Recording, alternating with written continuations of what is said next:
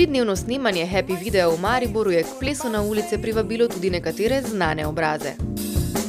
Ker imam dosti tega pozitivnega naboja v sebi, verjetno vejo, tu stojimo pred staro trto, malo asocira tudi na mojo znano pesem štajersko, še eno rundo daje to čajkar, naprimer, ki je tudi vesela, mogoče enki, lahko, happy! Tadej Toš je zaplesal kar s hčerko. Seveda, midva dosti pleševa doma, pa ne samo midva, tudi še sta drugo, pa z mamo, vsemi, mi kar plešemo. Pravi, da je najbolj happy, ko ima povsem prost dan za družino in prijatelje. Ob tem zapleše na lahkoten način.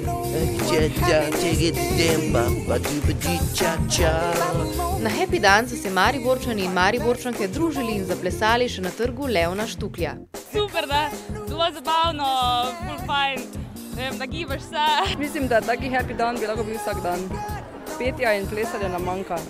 Super, najboljši, malo se razmigaš, prijatelji si uživaš. Za snemanje videospota po vzoru drugih mest so se dogovorili kar po Facebooku, le v 5 dneh. Zato je bilo zadovoljstvo toliko večje.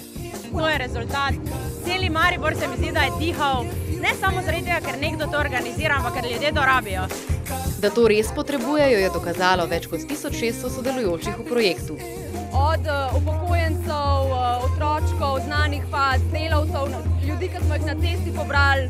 Happy Maribor pa tako čaka le še na videospot.